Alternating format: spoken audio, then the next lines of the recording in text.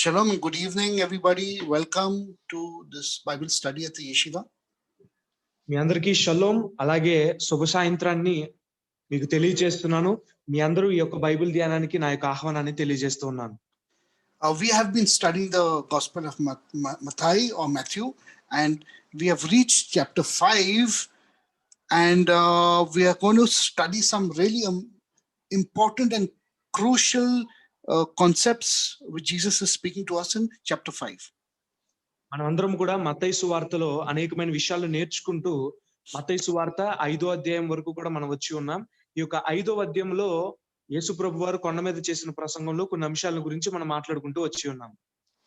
Now, when we look at all the verses in chapter 5, we will be able to understand that each concept and each thing that Jesus is saying relates directly to the 10 commandments or the 10 words which is spoken on Mount Sinai.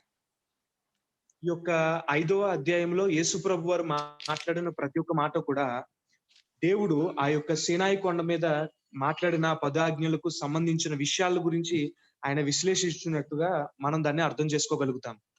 So what Jesus is actually doing here is to take each commandment and expound it, explain it, give it in more simple language to the common people. యేసు ప్రభు వారు ఏం చేసి ఉన్నారంటే ఆ యొక్క 10 ఆజ్ఞల్లోని విషయాలను, ఆ యొక్క గ్రంథంలో ధర్మశాస్త్రంలో చెప్పబడిన విషయాలను ఆయన తన మాటల్లో ఈ యొక్క కొండ మీద ప్రసంగంలో విడమర్చి ప్రజలకు తెలియజేసి ఉన్నారు. And by doing that, he is doing a very Jewish type of teaching called midrash. ఈ యొక్క ప్రక్రియ మనం అర్థం చేసుకున్నట్లయితే ఆయన యూదులకు సంబంధించిన ఒక అర్థం చేసుకునే ప్రక్రియ మిద్రాష్ అనబడిన ఆ యొక్క విధానములో ఆయన బోధించినట్టుగా మనం చూస్తూ ఉన్నాం. And by using midrash, he uses allegories and similes and examples, and he talks to the people in the language that they would understand. యేసు ప్రభు వారు ఈ యొక్క మిద్రాష్ విధానములో ఆయన యొక్క విషయాలన్నీ కూడా ఆయన విశదీకరిస్తూ ఆయన ఉపమానాలను, ఉదాహరణలను, ఈ యొక్క విషయాలన్నింటినీ కూడా తీసుకుంటూ ఆ యొక్క ధర్మశాస్త్రం ఇవ్వబడిన విషయాలన్నింటినీ కూడా అర్థవంతముగా తన ప్రజలకు తెలియజేస్తూ ఉన్నారు. But it's also very important to understand that whenever we are reading anything in the New Testament, especially the Gospels, we have to read it in the context of the covenant that God made with the Jewish people. దీన్ని బట్టి మనం అర్థం చేసుకోవాల్సింది ఏంటంటే మనం Bible గ్రంథంలో నూతన నిబంధనలో ఏ విషయాలను చదివినా కూడా దేవుడు తన ప్రజలు అయిన వారికి చేసిన ఆ యొక్క నిబంధన విధానములో మనం దాన్ని అర్థం చేసుకోవాలి, దాన్ని మనం చదువుకోవాలి. If you read it outside the context of the covenant, then you are misinterpreting every word that Jesus is saying, and you are taking it out of context and meaning, and you're trying to apply to yourself, which is not the accurate way of understanding. మనం నిబంధనకు బయట విధానంలో మనం దాన్ని ఆలోచిస్తే మన యేసు ప్రభు వారు మాట్లాడిన మాటలను, ఆ యొక్క సందర్భాలను, విషయాలను మనం అర్థం చేసుకోలేము. తద్వారా దానిలో ఉన్న జ్ఞానాన్ని మనం పొందుకోలేము. The only way to understand what's happening in these Gospels is for us to attach ourselves to the Jewish mind, understand the covenant God made with them, and then you will be able to understand what Jesus is saying to his Jewish people. మనం దీన్ని అర్థం చేసుకోవాలి అంటే కేవలం ఉన్న ఏకైక మార్గం ఏంటంటే దానిని నిబంధన విధానములో చూస్తూ దేవుడు చేసిన నిబంధన కోణములో మనం చూస్తే తప్ప దాన్ని మనం అర్థం చేసుకోలేము. And now from verse 13 onwards, you will see very clearly that each verse has got a very heavy Jewish accent, cultural indexing to it, and cultural and Jewish thought process behind it. మనం ఈ 13వ వచనం దగ్గర నుండి చూస్తే ఈ యొక్క విషయాలు, ఈ యొక్క వచనాల్లో ఎక్కువ యూదులకు సంబంధించిన పదజాలము, యూదులకు సంబంధించిన ఆలోచన విధానాలు, ఆ యొక్క దృక్పథాలన్నీ ఇందులో వెల్లడిపరిచినట్టుగా మనకు కనిపిస్తూ ఉంటుంది. Now in verse 13 it says Jesus is talking to his people out there, and he's saying, you are the salt of the earth, but if the salt has lost its savor, its taste, how shall it be salted? It is therefore good for nothing but has to be cast out and trodden under the foot of men. యేసుప్రభు వారు ఈ యొక్క 13 వచనం మనం చూసినట్టయితే ఇక్కడ ఉప్పు గురించి ఆయన మాట్లాడుతున్నారు. ఆయన పలికిన విషయాలు ఏంటంటే, మీరు లోకానికి ఉప్పుగా ఉన్నారు. ఉప్పు సారముగా ఉంటుంది. ఒకవేళ ఆ ఉప్పులోని సారము అది కోల్పోతే దానివల్ల ఏ ప్రయోజనము ఉండదు. ఒకవేళ కోల్పోయిన ఆ సారాన్ని మరలా ఆ ఉప్పు ఎలా పొందుకోగలుగుతుంది? కేవలం అది మనుషుల చేత తొక్కబడుటకు తప్ప దేనికి పనికిరాదని ఆయన చెప్పారు. Now you have to understand why Jesus is referring to salt, because the covenant of salt is very, very important. ఇక్కడ యేసుప్రభు వారు ఉప్పుడు గురించి ఎందుకు మాట్లాడారు అని మనం ఆలోచన చేస్తే, ఉప్పు సంబంధించిన ప్రక్రియలు, ఉప్పును ఉపయోగించిన నిబంధనకు ఎంతో ప్రత్యేకమైన స్థానం ఉంది. Let's understand what salt does actually. What is the use of salt? మనందరం కూడా ఈ యొక్క ఉప్పు యొక్క ఉపయోగం ఏంటి అనేది, ఉప్పు ఏం చేస్తుంది అనేది తెలుసుకుందాం. You see, whenever the Bible talks about salt, it talks about a process called koshering or kashrut. ఎక్కడైనా కూడా బైబిల్లో ఉప్పు గురించి ప్రస్తావించబడిందంటే అక్కడ జరిగే ఒక ప్రక్రియ గురించి అది చెప్తా ఉంది. ఆ ప్రక్రియను మనం కోషేర్ అని గాని, కష్రూత్ అని గాని కూడా మనం పిలుస్తూ ఉంటాం. Within the confines of the laws of the Torah that God gave Moses, there is also the thing called kashrut, or the dietary laws that were given by God to Moses, so that he would teach the Jewish people how to live according to the laws of kashrut. దేవుడు మోషేకి ఏ విధంగా జీవించాలి, ఏ విధంగా మానవాళి బ్రతకాలి అనే ఆజ్ఞలతో పాటు వారు తినే ఆహారము కూడా ఏ విధమైనదై ఉండాలి, అది ఎట్లా పవిత్రం చేయబరచబడాలి, ఏది అపవిత్రమైనది, ఏది పవిత్రమైనది, ఒక జీవిని ఏ విధమైన పవిత్రమైన కోణములో దాన్ని మనం తీసుకోవాలి అనే విషయాలన్నిటిని కూడా కష్రూత్ అనబడిన విధానము ద్వారా దేవుడు మోషేకి వెల్లడి చేసి ఉన్నారు. All food was supposed to be made fit and kosher to consume. ప్రతి ఒక్క ఆహారము కూడా ఈ యొక్క కోషేర్ చేయబడితే, ఈ యొక్క విధానములో అది చేయబడితే అది తినటకు యోగ్యమైనదిగా మార్చబడుతుంది. If it was vegetables or greens, they had to be dipped in salt water properly and cleansed, and then cooked and eaten. అవి ఒకవేళ కాయగూరలు గాని లేకపోతే ఆకుకూరలు గాని అయ్యుంటే వాటిని ఉప్పు కలిగిన నీళ్ళల్లో వాటిని ముంచి మనము కడగడం వలన అవి కోషేర్గా మార్చబడతాయి, పవిత్రమైన వాటిగా మార్చబడతాయి. And the action of the salt was twofold. One is that it acts as an antiseptic and an antibacterial or antifungal agent to clean all the vegetables from all the things that could probably causes disease. ఈ యొక్క ఉప్పు ఏం చేస్తుందంటే ఈ యొక్క కాయగూరల ద్వారా, ఈ యొక్క ఆకుకూరల ద్వారా ఏవైతే వ్యాధులు కలిగించే సూక్ష్మ క్రిములు ఉంటాయో వాటిని చంపుతూ ఉంటుంది. అలాగే ఈ యొక్క ఆహారాన్ని తినటానికి యోగ్యమైనదిగా మారుస్తూ ఉంటుంది. And when it's used on meat, it has a different quality of not only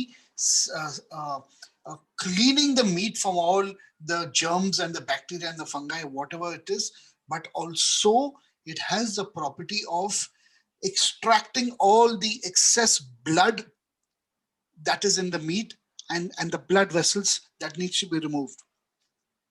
మనము ఈ యొక్క మాంసంకు సంబంధించిన వాటిని మనం ఆలోచన చేస్తే, ఈ యొక్క ఉప్పులో వాటిని కడగటం వల్ల వాటిలో ఉన్న సూక్ష్మ క్రిములను తొలగించటే కాకుండా ఆ మాంసంలో మిగిలిపోయిన ఏదైనా రక్తము గాని, రక్తపు కణాలు గాని ఏమైనా ఉంటే ఈ యొక్క ఉప్పు వాటిని నిర్మూలిస్తుంది, వాటిని తొలగిస్తుంది. So every sheep, goat, cow, buffalo, bull, whatever was cut, Marema, please mute. Whatever was cut, that process of selecting a cow or a sheep, inspecting it, slaughtering it according to the laws of kashrut, then taking the meat and taking it to a process of kashering by way of salting is the laws of kashrut. ఒక ఆవు గాని, ఒక గొర్రె గాని, ఒక మేక గాని వేటినైనా కూడా వీటిని మనము ఎన్నుకుని వాటిని వధించి ఈ యొక్క విధానం అంతా చేసే ఆ యొక్క ప్రక్రియను కష్రూత్ అని పిలుస్తూ ఉంటాం. వాటిని మనం ఎన్నుకుని వాటిని మనం కోసి వాటిని పవిత్రమైన వాటిగా చేస్తూ ఉంటాం. So then after that meat goes to this process of koshering, then that meat is fit or kosher to consume and eat, and also kosher to be put on the altar and offered to God. ఈ యొక్క కష్రూత్ అనబడిన విధానములో ఈ యొక్క మాంసము గనక శుద్ధి చేయబడితే ఆ మాంసము కోషేరుగా అది పరిగణించబడుతుంది. కోషేరుగా పరిగణించబడిన ఆ మాంసము బలిపీఠము మీద దహించుటకు, అలాగే మానవాళి తినుటకు అది యోగ్యకరమైనదిగా మార్చబడుతుంది. Remember in the book of Leviticus and the book of Deuteronomy, God told Moses, instruct the Jewish people, they should not drink or eat blood of any animal because the life of the soul is in the blood. లేవియా కాండములో అలాగే ద్వితీయోపదేశ కాండములో కూడా దేవుడు మోషేకి ఈ విధంగా చెప్తా ఉన్నారు. ఏ ఒక్కరు కూడా ఆ యొక్క రక్తమును తినకూడదు, తాగకూడదు. ఎందుకంటే ఆ రక్తమే ప్రాణము కాబట్టి ఏ ఒక్కరు రక్తమును ఆహారముగా భుజించుటకు వీల్లేదని దేవుడు మోషే ద్వారా తెలియజేశాడు. So salt removes all the blood from the meat and makes the meat ready and fit and kosher to consume and eat. కాబట్టి ఈ యొక్క ఉప్పుని మనం ఎప్పుడైతే ఉపయోగిస్తామో, ఈ మాంసం మీద మనం ఎప్పుడైతే దీనిని జల్లుతామో, ఈ యొక్క ఉప్పు దానిలో ఉన్న రక్తాన్నంతా కూడా పీల్చేసి, రక్తం అనేది ఏది కూడా దాని యొక్క రక్త కణాలు గాని ఏమీ ఉండకుండా రక్తమును తొలగించడం ద్వారా ఈ యొక్క మాంసమును తిండుకు యోగ్యకరమైన వాటిగా మార్చేది ఉప్పు. So when this world is unacceptable to God, when it's in impurity, when this world is not good in not a good condition, it is supposed to be the Jewish people that are supposed to be the salt that makes the world kosher and rectifies the world. ఈ యొక్క లోకము పాపములో, లోకము పాపపు చీకటిలో, లోకము భయంకరత్వమైన పరిస్థితుల్లో ఉన్నప్పుడు దేవుడు యూదులను ఎన్నుకొని, యూదులను ఉప్పుగా మార్చుకుని, వీరి ద్వారా మానవాళి అంతటికి కూడా ఆయన పాప ప్రక్షాళన గావించాలి అనే ఉద్దేశాన్ని ఆయన వెల్లడి చేశారు. కాబట్టి దేవుడు యూదులను ఉప్పుతో సంబోధించి చెప్పాడు. God had appointed and taken out the Jewish people for a specific role and given them certain things to do so they would remain holy, sanctified, and separated, that through them the world would be changed and made acceptable and offered to God. కాబట్టి యూదులు ఎంతో ప్రత్యేకమైన విధానములో వారు జీవిస్తూ, వారిని వారు ప్రత్యేకించుకుంటూ, దేవుడు వారికి అనుగ్రహించిన ప్రత్యేకమైన స్థానాలను, ప్రత్యేకమైన పాత్రలను వారు పోషిస్తూ, లోకమునకు వేరుగా వారు జీవిస్తూ, వారి ద్వారా వారు జీవించే జీవన శైలి ద్వారా మానవాళికి పాప ప్రక్షాళన చేయాలి అనేది దేవుని ఉద్దేశం. This is the reason Jesus is reminding his Jewish brothers and sisters, you are the salt of this earth. If you are not going to make the difference, and if you are not going to be the salt that is going to change the nations and make them kosher back to God again, then you are of no use. యేసుప్రభు వారు ఏం చేస్తున్నారంటే తన యోధా సహోదరులందరికీ కూడా గుర్తు చేస్తున్నారు ఏంటంటే, మీరు ఉప్పుగా ఉండవలసిన వారు. మీరు ఉప్పుగా లేకపోతే, మీరు ఉప్పుగా మీకు ఇచ్చిన పాత్రను మీరు పోషించకపోతే, మీ ద్వారా ఆత్మలు అనేవి రక్షించబడకపోతే ఇదంతా కూడా నిస్సారం అయిపోయిన ఉప్పుతో సమానము. అది మనుషుల చేత తొక్కబడుతుంది అని దేవుడు చెప్తూ ఉన్నారు. Many sermons have been written about this verse and taken all out of context. But friends, today we are learning the exact context of what Jesus is talking about. He is only talking to his Jewish brothers and sisters, friends, and nobody else. ఈ యొక్క విషయాన్ని గురించి, ఈ యొక్క అంశముల గురించి చాలా మంది గొప్ప గొప్ప వ్యక్తులు రాసి ఉన్నారు. వారందరూ కూడా ఈ యొక్క నిబంధనలకు సంబంధించిన విధానంలో పక్క దోవ పట్టించే విధంగా రాసి ఉన్నారు. కానీ మనమైతే దేవుడు ఏ ఒక్క ఉద్దేశంతో ఈ మాటలను పలికి ఉన్నారో దానిని మనం నేర్చుకుంటూ ఉన్నాం. Now it will apply to us only when we attach ourselves into this covenant that God made with the Jewish people by faith in Yeshua and by faith in our Lord Jesus Christ. We cannot be standing out and misinterpreting all these words. మనకి ఇవి ఎప్పుడు వర్తిస్తాయంటే, మనం యేసు ప్రభుని నిజరక్షకుడిగా అంగీకరించి యూదులలో అంటుకట్టబడి వారికి దేవుడు చేసిన ఆ యొక్క నిబంధనలో మనమును అంటుకట్టబడిన వారమైతే, యేసు ప్రభు యందు విశ్వాసం మనం ఉంచితే ఇవన్నీ కూడా మనకు వర్తిస్తూ ఉంటాయి. మనం ఈ విధానంలో నేర్చుకోవాలి గాని ఈ యొక్క ఉద్దేశాలను తప్పుదావ పట్టించే విధానంలో మనం నేర్చుకోవడం వల్ల ఏ ఉపయోగం అనేది ఉండదు. So in a certain way, he is encouraging his Jewish people to be and to become what they were meant to be, to achieve the goal that God had selected them to be. యేసు ప్రభువారు మనం ఇంకో మాటలో చెప్పాలి అంటే, ఆయన తన యొక్క సహోదరులను వారు దేనికోసం అయితే వారు పిలువబడ్డారో, ఏర్పాటు చేయబడ్డారో, వారి యొక్క బాధ్యతను వారికి గుర్తు చేస్తూ, వారు ఏ విధంగా ఉండాలి అనేది వారికి గుర్తు చేస్తున్నట్టుగా మనకి ఈ వచనం తెలియజేస్తుంది. Verse 14 he says, Athem or ha'olam ir yeshavat al hahar lo tuchal lehisater. You are the light of this world. A city that's set on the hill cannot be hid. 14వ వచనం మనం చూస్తే, మీరు లోకానికి వెలుగుగా ఉన్నారు. కొండ మీద ఏదైనా ఒక పట్టణం ఉంటే అది ఎవ్వరికీ మరుగుగా ఉండదు. What does Jesus mean by this? యేసు ప్రభువారు దీని ద్వారా ఏం చెప్పాలనుకుంటున్నారు? And which city is he talking about? ఏ పట్టణం గురించి ఆయన మాట్లాడుతూ ఉన్నారు? He is talking about none other city than the city called Jerusalem. ఆయన మాట్లాడే పట్టణము యెరూషలేము పట్టణమే ఉంది. అది వేరే ఏ పట్టణం కూడా కాదు. First of all, he's saying, you are the light of this world. What does he mean by that? He's trying to tell the Jewish people that you have been selected by God. You have been given the role of lighting this world. That means the light of God is supposed to be with you. Wake up and see what you are missing.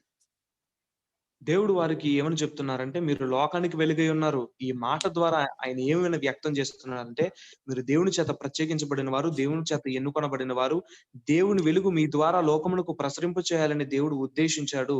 ఈ యొక్క విషయాన్ని మీరు జ్ఞాపకము చేసుకోనండి. మీరు ప్రత్యేకమైన వారు అని దేవుడు వారికి జ్ఞాపకం చేస్తున్న విధానం మనకు కనిపిస్తుంది. God chose Abraham, Yitzchak, and Yaakov, and all the 12 tribes and all the children. And at the time of Moses, he infused into the Jewish people a spark of his essence of who he is. And that light should have been shining in every Jewish soul. Abraham, ఇస్హాకు, యాకోబు వీళ్ళందరూ కూడా, మోషే వీరందరూ కూడా వారు ఏమై ఉన్నారో ఆ యొక్క సారమును వారు కలిగి దేవుడు వారి ఎడల కలిగి ఉన్న ఉద్దేశాలను కూడా వారు బయటకు వ్యక్తం చేసి ఉన్నారు.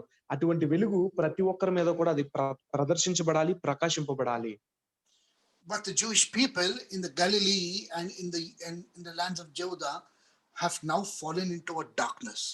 They have lost that light. If you read Isaiah chapter 60 verse 1 and 2, Nehemiah, can you read that? Chapter 60 verse 1 and 2. Okay sir. ఈ యొక్క యోదయ ప్రాంతంలో ఉన్నవారు, ఈ యొక్క గలిలీ ప్రాంతంలో ఉన్నవారు, వారు దేవుడిచ్చిన ఆ యొక్క వెలుగును కోల్పోయి వారు చీకటి స్థితిలో, చీకటి బ్రతుకులో వారు బ్రతుకుతా ఉన్నారు. యెషయా గ్రంథము 66వ అధ్యాయము. Sir, it is 4th verse no sir? Verses 1 to 2. Chapter 60 verses 1 to 2. 1 and 2. Okay sir, I'm reading.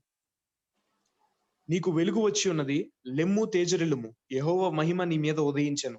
చూడుము, భూమిని చీకటిని కమ్ముకొని ఉన్నది, కటిక చీకటి జనములను కమ్ముకొని ఉన్నది. యెహోవా నీ మీద ఉదయించుచున్నాడు, ఆయన మహిమ నీ మీద కనబడుచున్నది. జనములు నీ వెలుగుకొచ్చెదరు, రాజులు నీ ఉదయకాంతికి వచ్చెదరు. కన్నులెత్తి చుట్టూ చూడుము, వీరందరూ కూడుకొని నీ యొద్దకు వచ్చుచున్నారు. నీ కుమారులు దూరము నుండి వచ్చుచున్నారు, నీ కుమార్తెలు చంకనెత్తబడి వచ్చుచున్నారు. Praise God, praise God. Arise and shine, Kumi Ori, for the light has come. For darkness shall cover the earth and gross darkness the people. Now because కుమి ఒరి, నీకు వెలుగు వచ్చి ఉన్నది, లెమ్ము తేజరిల్లుము, నీ యొక్క చీకటి అంతా తొలగించబడి నీ యొక్క జీవితంలోనికి వెలుగు వచ్చింది. The Jewish people had lost that light. And now Jesus is reminding them, you are the light of this world. Get up and come into your inheritance, friends. యొక్క యూదా ప్రజలు దేవుడిచ్చిన వెలుగును కోల్పోయారు. కాబట్టి యేసు ప్రభు వారు ఇక్కడ వారికి తెలియచేస్తున్నారు, నువ్వు వెలుగుగా ఉండవలసిన వాడువు, ప్రకాశించబడవలసిన వాడువు, కాబట్టి నీవు ప్రకాశించు, నువ్వు లోకమునకు వెలుగే ఉన్నావని దేవుడు వారికి మరలా జ్ఞాపకం చేస్తున్నారు. Yeah, but Isaiah prophesies saying, arise and shine, for your light has come, for your Yeshua has come. And now the Yeshua is going to light each one of you like a candle. You're going to burn like a candle. అందుకే యెషయా చెప్తున్నాడు కదా, మీకు వెలుగు వచ్చి ఉన్నది, ఆ వెలుగు మెస్సయా అయి ఉన్నారు. యేసు ప్రభువు అయి ఉన్నారు. ఆయన ఆయన తన యొక్క వెలుగు చేత ప్రతి ఒక్కరిని కూడా ఒక కొవ్వొత్తు వెలిగించినట్టుగా ఆయన వెలిగిస్తూ ఉన్నాడు. A city that's lit and set on a hill cannot be hid. He's saying that if each and every one of you all are burning like a candle of that light of God, then the full city will be lit. For the Jerusalem is sitting on a mountain, and a city that's sit on the mountain and that's lit with the light of God, it cannot be hid, my friends. అందుకనే దేవుడు ఏం చెప్తున్నారంటే, కొండ మీద ఉండే పట్టణము అది వెలిగించబడింది అయితే అది ఖచ్చితంగా మరుగు చేయబడి ఉండదు. ఆ కొండ మీద ఉండే పట్టణము ఖచ్చితంగా వెలిగించబడాలి. ఆ కొండ మీద ఉన్న పట్టణము వెలిగించబడితే కింద ఉన్న అనేకమైన పట్టణములు ఆ కొండ మీద ఉన్న పట్టణపు వెలుగు ద్వారా అనేక పట్టణములు ప్రకాశిస్తాయి. కాబట్టి ప్రకాశించే ఆ యొక్క పట్టణము మరుగు చేయబడదు. So you'll now understand when he's saying you are the light of this world. A city that's set on a hill cannot be hid. Friends, these are very, very deep words from our Lord Jesus Christ. కాబట్టి ఈ యొక్క అధ్యయనం ద్వారా మీరు ఈ విషయాలను తెలుసుకుని ఉంటారు. మీరు లోకమునకు వెలుగై ఉన్నారు. కొండ మీద కట్టబడిన ఆ యొక్క పట్టణము మరుగు చేయబడదు అనే విషయాలను బట్టి.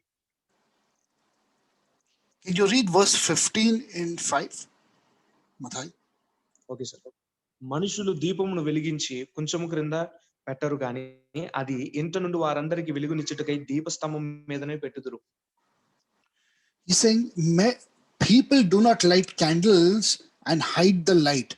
The reason a candle is lit so that it gives light to everything around it and dispels all the darkness. ఇక్కడ ఏం చెప్తా ఉన్నారంటే, ఏ మనుషుడు కూడా దీపం వెలిగించేది ఎవరికి కనపడకుండా ఉండాలి అని కాదు, లేకపోతే ఎక్కడో మరుగైన స్థలంలో అది పెట్టాలని కాదు, గాని ఒకరికి అది కనబడాలి, ఒకరికి అది ప్రకాశాన్ని ఇవ్వాలి అని ఒక వ్యక్తి దీపాన్ని వెలిగిస్తాడు. You cannot be lit and not shine. The world is going to see you. నీవు వెలిగించబడి నీవు ప్రకాశించినట్టయితే ప్రపంచము నీ యొక్క వెలుగును చూస్తుంది. He's telling the Jewish people, you all have the inheritance of that light which God is supposed to be filling you with. Why are you not shining? Why isn't the world looking at you and saying, this is who we want to be like? This is how we want to be rectified back to God again. దేవుడు ఇచ్చిన ఆ యొక్క సారము మనందరిలో కూడా కలిగి ఉన్నాం కాబట్టి, యూదులకు దేవుడు ఏ వెలుగునైతే ఇచ్చాడో మనందరము కూడా అదే ప్రకాశమానమైన వెలుగును లోకమునకు ప్రసరించు వారిగా ఉండాలి. In the book of Psalms, I think it says that the spirit of man is the candle of the Lord, which means when you have gone through this process of being born again, your spirit starts lighting up like a bright candle with the power and spirit of Holy Spirit of God. సామెతల గ్రంథంలో చెప్పబడినట్టుగా యెహోవా ఆత్మ నరునికి దీపం అని, మనలో దేవుని ఆత్మ ప్రతి ఒక్కరిలో కూడా నివసిస్తూ ఉంది. దేవుడు తన యొక్క ఆత్మను మన అందరిలో పెట్టాడు కాబట్టి మనం అందరము కూడా వెలుగుచున్న దీపములైన వారము. I want you to understand Jesus is encouraging his Jewish brothers and sisters to be what they were meant to be, what God separated them and sanctified them to be. This is what Jesus is trying to do. యేసు ప్రభు వారు ఆ యూదులకి ఏం చెప్తున్నారంటే, వారి యొక్క విశిష్టతను దేవుడు వారిని దేని కొరకు ఏర్పరచుకున్నారో ఆ యొక్క విశిష్టతను తెలియజేస్తున్నారు.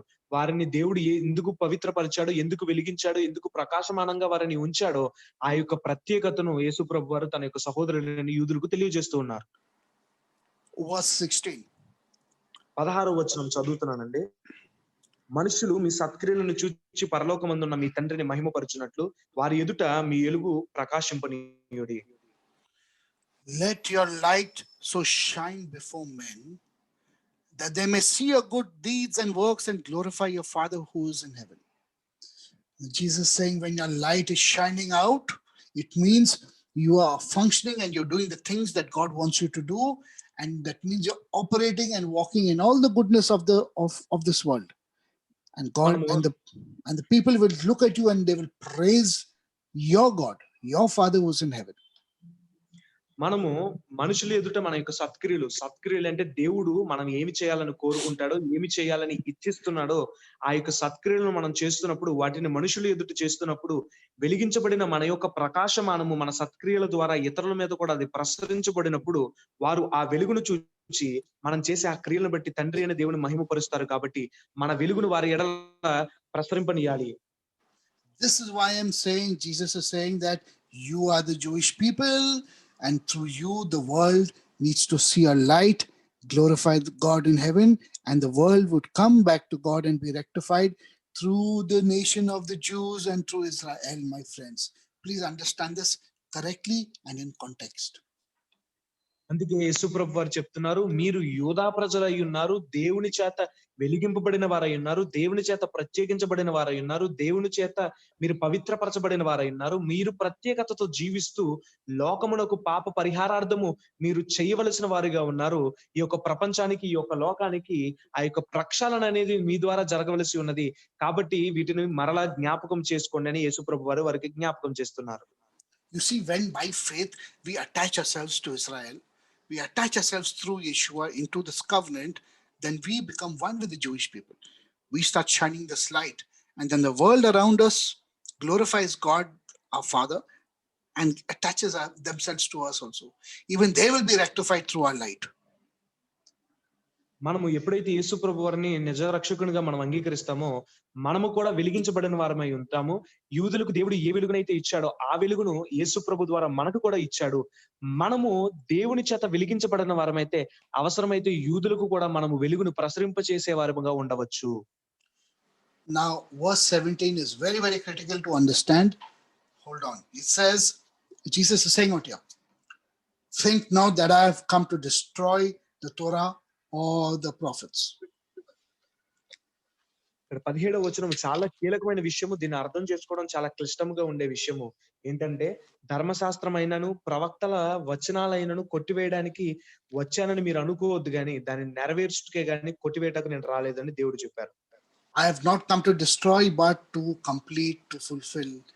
And the right way to look at this verse is that I have come to utilize the Torah and the commandments to perfection.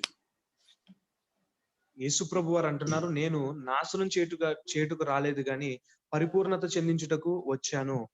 ఇక్కడ యేసు ప్రభు వారు ఏం చెప్తున్నారంటే, ఆ యొక్క ధర్మశాస్త్రం ఏదైతే ఇవ్వబడిందో దాని యొక్క ఆధారితము చేత నేను సమస్తాన్ని కూడా ప్రక్షాళన గావించుటకు వచ్చాను. What does it mean by this when Jesus says, I've come to fulfill or to utilize the Torah to completion? What do you mean by this? యేసు ప్రభు వారు, నేను ఈ యొక్క తోరాను ఆధారము చేసుకుని వచ్చాను, దానిని నెరవేర్చుటకు వచ్చాను, దాన్ని పరిపూర్ణత చెందించడానికి వచ్చాను అని ఆయన మాట్లాడటం ద్వారా మనం ఏమి అర్థం చేసుకోవాలి? Now, I want you to understand very clearly, to utilize the Torah means to do the Torah to perfection and to complete it and to bring it to a certain level of spiritual perfection. ఈ యొక్క తోరాను వినియోగించుకోవడము, ఈ యొక్క తోరాను ఉపయోగించి ప్రక్షాళన తీసుకురావడం అంటే, ఈ యొక్క తోరాలో చెప్పబడిన ప్రతి ఒక్క అంశాన్ని కూడా నెరవేర్చి దానిని తూచా తప్పకుండా పాటించుట ద్వారా మానవాళికి ప్రక్షాళన గావించుటకు అది సాధ్యమవుతుంది. Each one of us, each human being is like a vessel that needs to be holy and sanctified and separated for the work of God. మనమందరం మానవులుగా ఉన్న మనమందరం కూడా దేవుని సన్నిధిలో ఒక పాత్రలుగా, ప్రత్యేకించబడిన వారిగా, పవిత్రపరచబడిన వారిగా, మనల్ని మనము మన కడుక్కున్న పాత్రలుగా దేవుని సన్నిధిలో ఉండవలసిన వారమై ఉన్నాం. And our vessel, our body, being holy and sanctified, needs to be utilized in the correct way. మన యొక్క దేహము, మన యొక్క ఆత్మ ఎప్పుడైతే అది పరిపూర్ణత చెందుతుందో, ఎప్పుడైతే అది పాపము నుండి ప్రత్యేకించబడుతుందో, దేవుని యొక్క వెలుగును అది పొందేదిగా ఉంటుంది.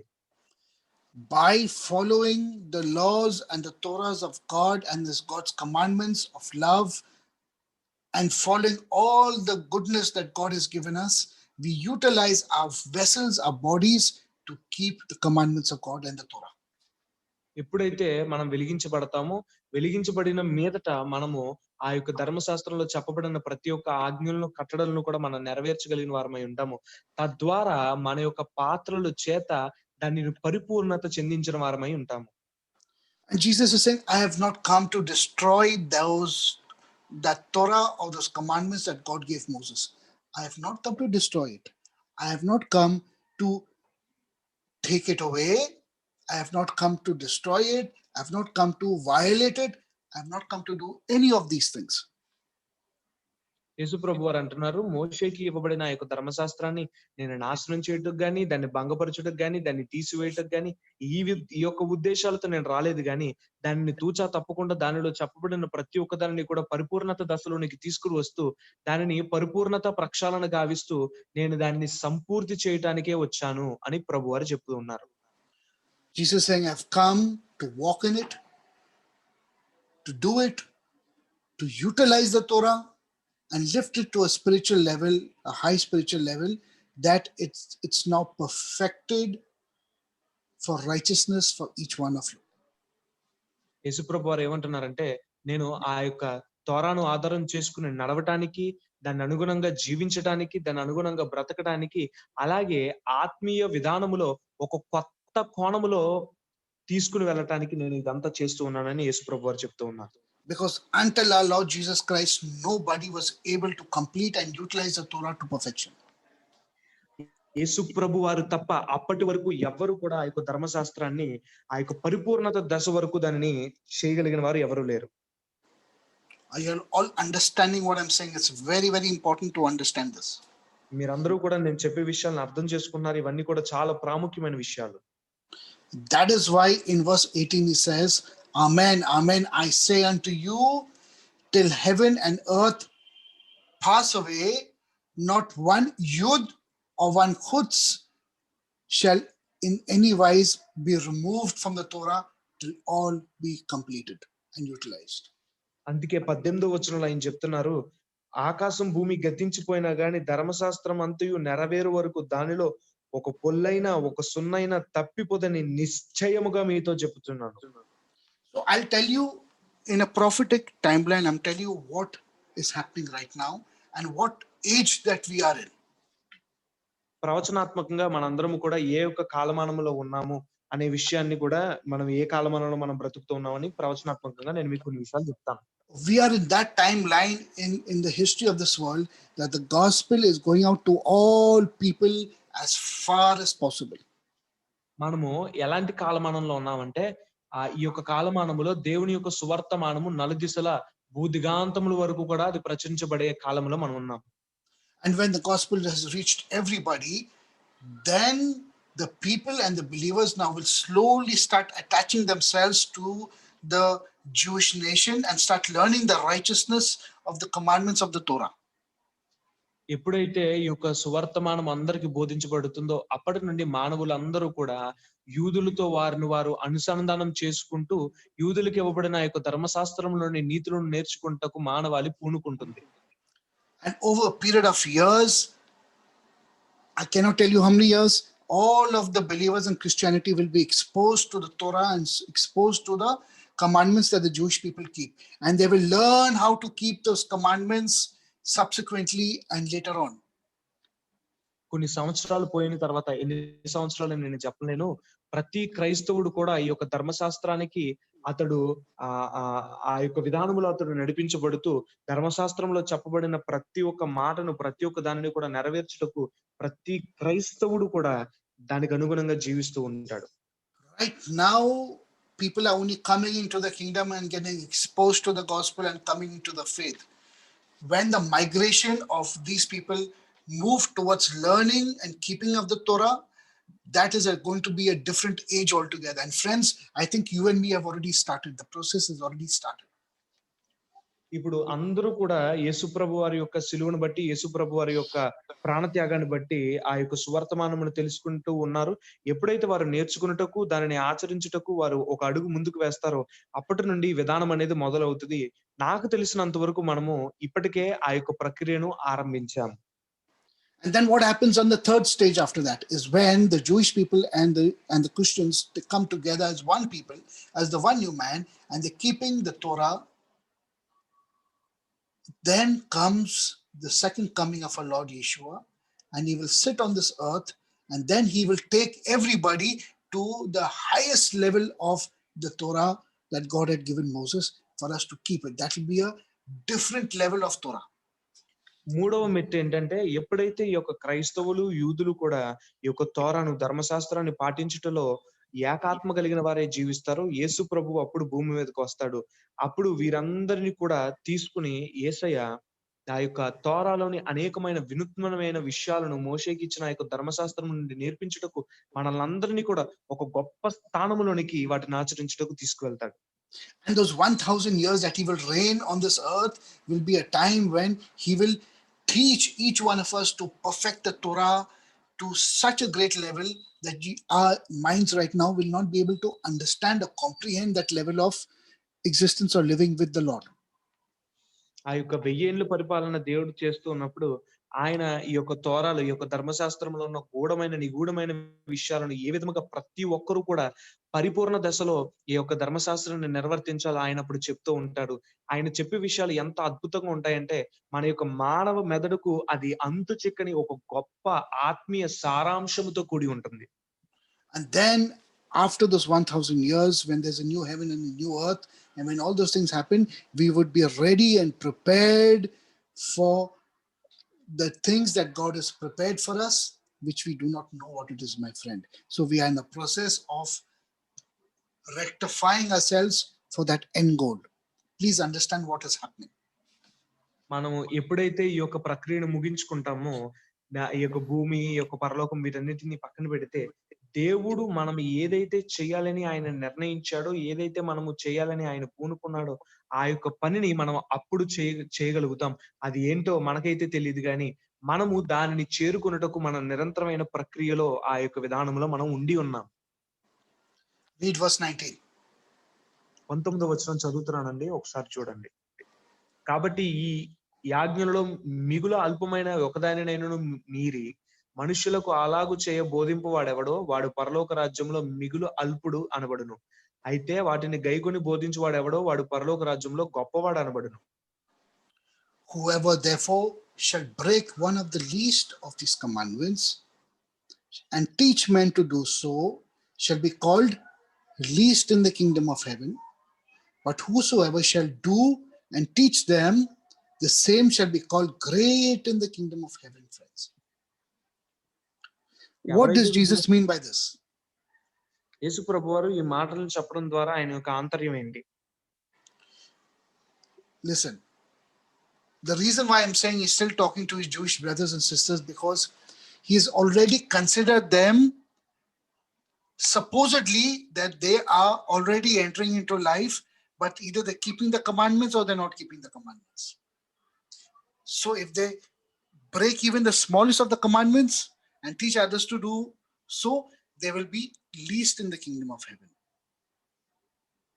నేను ఇక్కడ యేసు ప్రభు వారు మాట్లాడిన మాటలు ఇక్కడ కూడా యూదుల గురించి అని నేను ఎందుకు అంటున్నానంటే, వారు దేవుని రాజ్యంలోనికి ప్రవేశించుటకు అర్హతను సంపాదించుకుని ఉన్నారు. ఆ అర్హత సంపాదించుకున్న వారు ఏదైనా ఒక దానిని తప్పిపోతే వారు తక్కువ వారిగా ఉంటారు పరలోక రాజ్యంలో. దేనిని తప్పిపోకుండా అన్నిటిని చేయగలిగితే గొప్పవారిగా ఉంటారు పరలోక రాజ్యంలో. Now this verse 19 is not talking about salvation, my friends. Please understand this. ఈ యొక్క 19వ వచనం అనేది రక్షణ గురించి మాట్లాడట్లేదండి. జాగ్రత్తగా దయచేసి అర్థం చేసుకోండి. Because God, seeing that none of us could enter into salvation, therefore he sent a son to give us salvation. It's a free gift for all of us. ఎందుకంటే దేవుడు నీతిమంతుడు ఒక్కడు లేడు, అందరూ పాపం చేసి దేవుడిచ్చే మహిమను కోల్పోతున్నారనే విషయాన్ని గ్రహించి తన యొక్క ఏకైక కుమారుని మన కోసం పంపించారు. But to be in the kingdom, to work the commandments, to do the things, the big things, the small things, and teach people and do the right things, that is of great importance to maintain a life in the kingdom. మనమందరము కూడా దేవుడిచ్చిన ఆ యొక్క ఆజ్ఞలను అనుసరించి, ఆ యొక్క కట్టడలను అనుసరించి మన యొక్క జీవితంలో ముందుకు నడిపించుకుంటూ దేవుని రాజ్యంలో, దేవుని యొక్క రాజ్య విస్తరణలో మనం పాలిభాగస్తులమై ఉన్నాం. So you have to understand that we have got salvation, but now we have to work very hard to maintain our life in the kingdom. And we got to do the commandments, since now we are attached to Israel through faith of Yeshua. మనమందరం కూడా సువర్తమానము చేత దేవుని దగ్గరికి, యేసు ప్రభు దగ్గరికి వచ్చి ఉన్నాం. మనం ఇక్కడ నుండి ఏం చేయాలి అంటే, ఈ యొక్క దేవుడిచ్చిన ఆజ్ఞలను అనుసరించి జీవించే వారముగా మనం ఉండాలి. మనం యేసు ప్రభువుని విశ్వాసము ద్వారా అంగీకరించుట వలన యూదులు, ఆ యొక్క ఇశ్రాయేలు జనాంగములో మనం కూడా అంటుకట్టబడి ఉన్నాం. Verse 20, for I say unto you, except your righteousness shall exceed the righteousness of the scribes and the Pharisees, you shall in no case come into the kingdom of heaven. Oh wow. 20వ వచనంలో శాస్త్రుల నీతి కంటే పరిసయ్యుల నీతి కంటే మీ నీతి అధికం కాకపోతే పరలోక రాజ్యంలో ప్రవేశించరని దేవుడు చెప్తూ ఉన్నాడు.